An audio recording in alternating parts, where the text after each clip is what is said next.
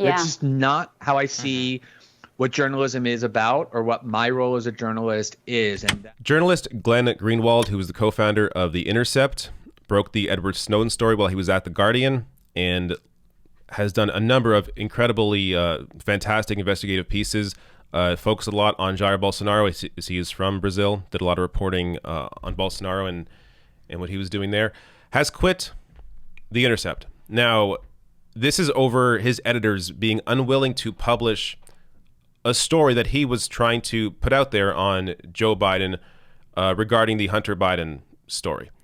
Now, before I get to a clip that I want to show you here, he was just recently on with The Hill Rising during for an interview. I want to give you a little bit of my position on this. I think it's obvious that Glenn Greenwald has done fantastic work in the past. I question why he's been so focused on Joe Biden and Hunter Biden right now, but I'll get to how I see this entire debate. That said, regardless of how I feel about this story, clearly I think The Intercept should have published the piece. If there was nothing factually wrong with it, and from what I have researched, there wasn't anything factually wrong with what he was trying to put out there, they should have definitely published the piece. With that said, though, I want to show you what I want to comment on here specifically when it comes to the position that Greenwald takes when it comes to his own reporting.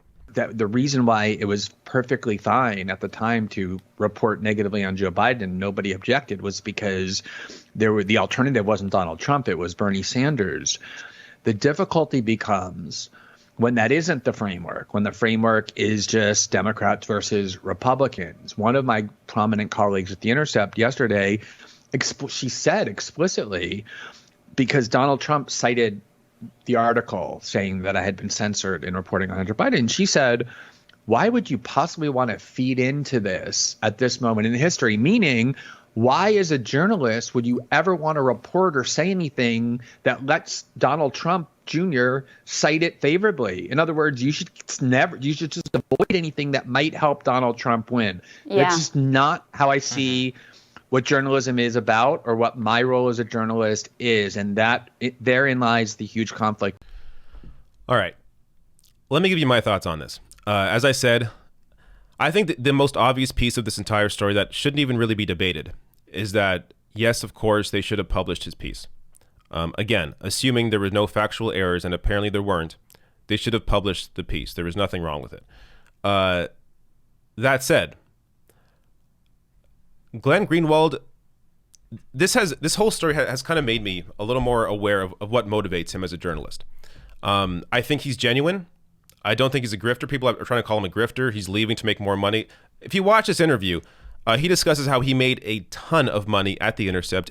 Apparently, everyone who works there makes a lot of money. It is funded by a billionaire, and they paid for his security detail because he has to be careful now that he's been reporting on Jair Bolsonaro while living in Brazil.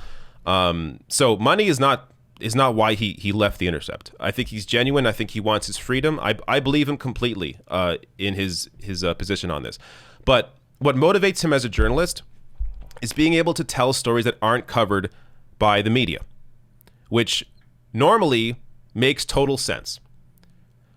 When you see his reporting on things like Jair Bolsonaro or on Snowden and spying, these are stories that he helped break, are important stories that were not being told in the media. But the way the Intercept editors view their role is that they're more into telling stories where the goal is to positively impact society. So regardless of what's being covered in the media or not, their goal is what can we cover that will have a positive impact. Greenwald's goal is what isn't being covered, I want to cover that. This is where the conflict is. And this also led me to kind of analyze how I cover stories and what stories I decide to cover or not cover. If you follow my work, I have been incredibly critical of Joe Biden. During the primary, every other day, I'm sure, there was a news story where I was covering and criticizing Joe Biden. Since Biden's become the nominee, and I've been open and honest about this, I have barely touched Joe Biden. I've barely criticized him.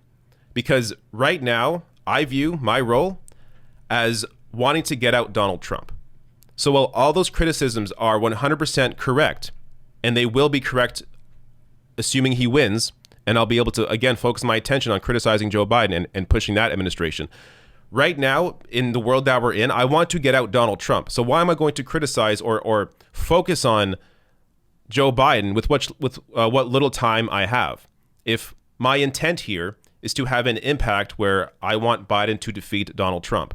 So, and by the way, I think it makes sense to have both. I think it's important that people like Glenn Greenwald do exist and do tell the stories that aren't being told, regardless of the impact that has on society. It is important to have voices like that. But at the same time, it's also important to have voices from people who want to push a certain stories or a narrative that ultimately benefits society. So that's kind of where I view my place in all of this. And I totally respect Glenn Greenwald and his decision to be, be differing or be different on that issue. And that's perfectly fine. I think we can have both, which is why I think the Intercept should have published the piece. To have this, you can't have this monolith where every piece coming out is just pushing one angle. If you run an organization like that, a platform like that, with me and my channel, I'm one person. So, I'm going to push whatever I'm feeling. It's a lot different though if you are running a publication. So, I'm sure Glenn will be very successful in whatever he does next. It sounds like he wants to launch another project. I'm sure he'll be fine and it'll be great. But just understand that, motivation plays into this. And I think it's important to also acknowledge that there is a place for both. That there is a place for people that push narratives that are geared towards trying to improve society in various ways. And then there are also people that are important or that do work like Glenn Greenwald who are motivated by telling a different story. So ultimately, I'm happy to see that there's some conclusion here. That Glenn will have the freedom to write what he wants to write. But unfortunately, I think it may leave a permanent stain on the Intercept. And considering how many great people still work there, I think that's unfortunate. I would also love to hear feedback on this as well. What your thoughts are on this, because like people that watch me or have watched me, at least for the past year, all those criticisms of Biden are 100% correct and they still hold to this day. But if my videos are getting out to random people, which is kind of the point, is to spread the message out there, I want people to be impacted in a way that has an impact on their vote in a positive way. So ultimately, when I'm reporting on something, I'm thinking about what is the impact on the actual viewer. And if the impact is going to be a negative, then why am I going to cover that? If the impact is going to be a positive, then I'm going to cover that. But that's how I view it. And, if I had unlimited time to cover whatever I wanted all the time and unlimited resources, I may feel differently and cover everything. But when I'm putting out 2 videos a day, kind of got to be focused on what I want to do. I'm seeing some people disagree, some people agree. I think there is plenty to debate here. And if you are already this is also the difference here. In this interview as well that Greenwald had, he discusses how everyone already knows that Trump's a crook. So why would he cover that story? Well, yeah, I agree with you. We, people that are informed, we know that. But we're talking about a mass of people that don't normally vote. Actually, in terms of the Intercept, I think it really is geared towards people who are informed. So particularly in that case, I do think it makes sense to to put stories out that he wants to put out. But when it's videos like this, when it's stuff that I do, and I understand that a lot of people who are not normally into politics watch my videos, it's different. You have to take into account, I think, from a position like this, what your impact is going to be.